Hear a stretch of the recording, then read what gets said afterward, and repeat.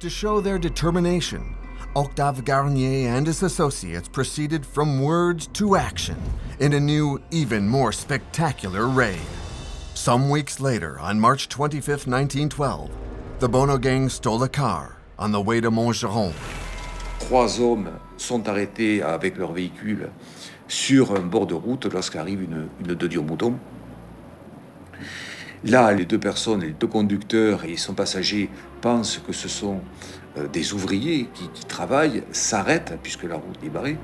Et en fait, ce sont ni plus ni moins évidemment que Bono, Garnier et Caïman qui veulent leur dérober leur véhicule. Ils leur disent de sortir de la voiture. Malheureusement, le conducteur a un geste, il porte la main à sa poche. Donc aussitôt, il est abattu. L'autre prend la fuite. On lui tire également dessus. Il est blessé au bras. Il fait le mort. Donc lui va s'en sortir. Et donc, ils ont volé par arme de poing la de Dion-Mouton. Ils se rendent ensuite à Chantilly. Et là, également, ils se retrouvent à 5 devant le siège de la Société Générale. Garnier, Raymond Lascience, accompanied by a certain valet, came in revolvers ready. They fired ceaselessly, killing 2 employees. Sudi kept on the lookout. Jules Bono waited in the car. The gang piled up the gold coins and banknotes, an estimated 50,000 franc booty, before making their getaway in the stolen de Dion-Bouton. The money from the holdup had a purpose. It was to be distributed among anarchists in need. The police refused to be ridiculed in this way. They responded in kind, combing restaurants, hotels, etc., anywhere the research suggested they might catch a glimpse of Jules Bono, Octave Garnier, and their accomplices. The killings were escalating, and the arrests too.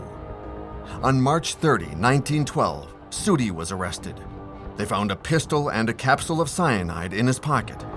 Upon his arrest, he said, "Lucky for you, you got here so quickly. Otherwise, the gun was for you and the poison was for me." A few days later, on April 4th, it was Caroui's turn to be arrested. An informant pretended to be his friend and asked him to accompany him to the station. There, 4 plainclothes policemen set upon him, knocking him unconscious and tying him up.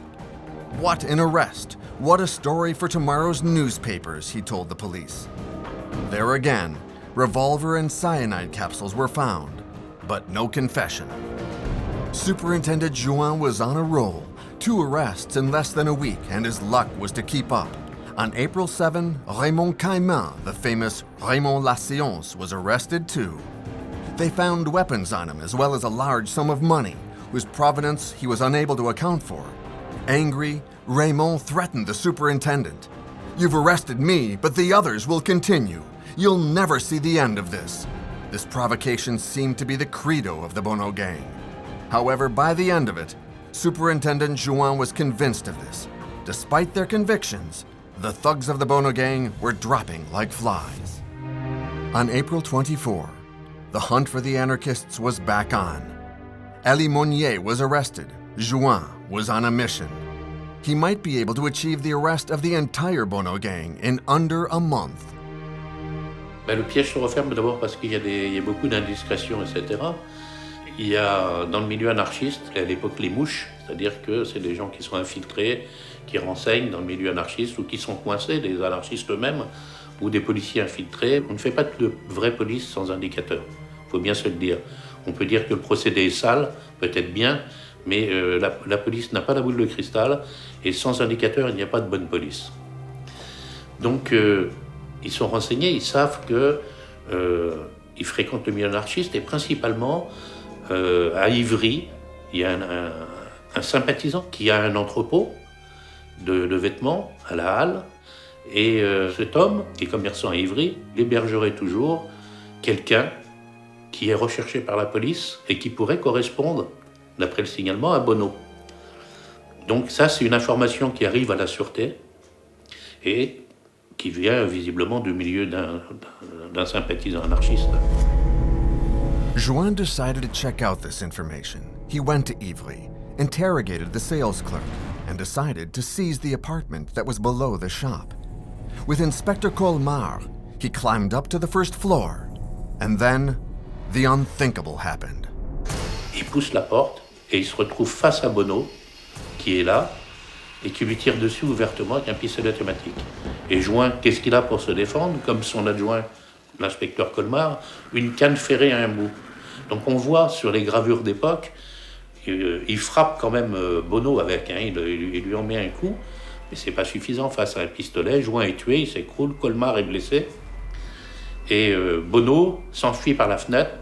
Il passe de terrain vague en terrain vague, il arrive à la porte d'Ivry, il arrive à se sauver, on n'en entend plus parler.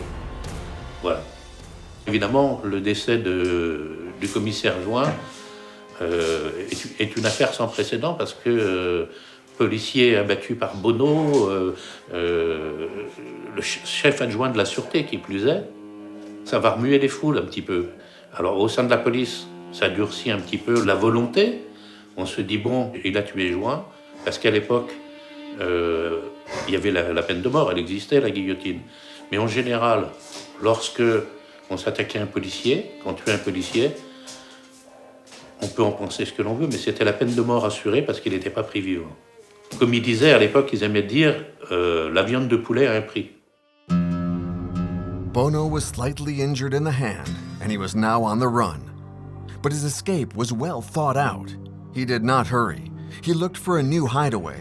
He went to Choisy-le-Roi to get treatment. Unluckily for him, the pharmacist made the connection between his injury and the shooting in Ivry. Et il prend l'initiative d'appeler la sûreté. Il dit, je vais quand même leur donner. Alors il téléphone à la sûreté, il dit, voilà, je ne sais pas si ça peut vous être utile. J'ai soigné un individu qui était tombé à l'escalier, il pourrait bien correspondre au signalement de l'homme que vous recherchez, Bono, Jules Bono. Il est blessé au bras droit, comme si c'était une blessure défensive, ça pourrait correspondre, je ne suis pas sûr. Et il dit à la sûreté, je l'ai vu rentrer dans le lotissement Fromentin, dans le garage.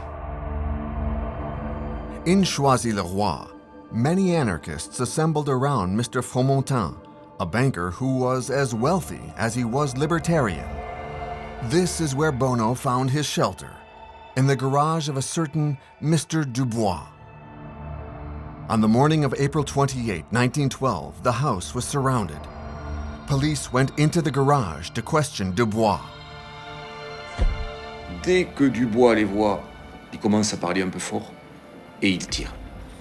Alors, il blesse un ou deux fonctionnaires qui se replient. Et en même temps que les coups de feu éclatent, à l'étage, au niveau du garage, un homme sort et, par la porte, par la fenêtre, de tous côtés, se met à tirer. Bono est là.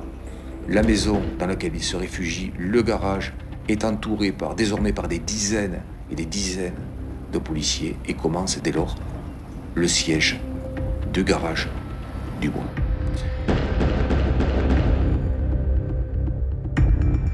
The police were soon joined by journalists who flocked to Choisy-le-Roi. Word of mouth caused the curious to turn up, some of them armed. Soon, 30,000 people were jostling in order to see the final kill. In order to smoke Bono out, the police came up with the idea to blow up the garage. Thanks to a wagon full of hay protected by mattresses, they stormed the building with several sticks of dynamite.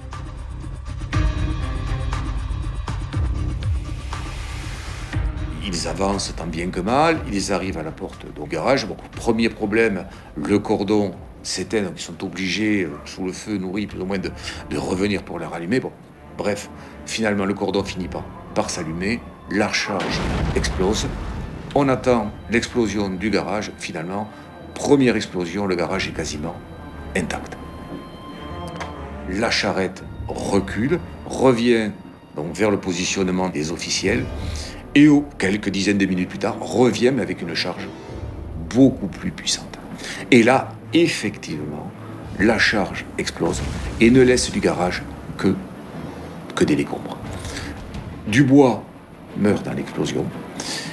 Et à l'étage, par contre, commencent à monter les fonctionnaires de police qui, avec un matelas dont ils se protègent, commencent à investir la pièce dans laquelle ils avaient vu Bono ou celui qu'ils pensaient être. Et là, Bono est toujours vivant. Il a écrit quelques mots, il a écrit son testament. Et là, il s'est protégé contre un mur. Il lui aussi par un matelas et il tire. Il blesse un fonctionnaire, il tire. Et au bout d'un moment quand même, évidemment, il est tué, tiré par les pieds. Et on voit encore l'image, la photo, où on le voit véritablement descendre, mort dans ses escaliers. Donc voilà, c'est une fin terrible pour Jules Bonneau.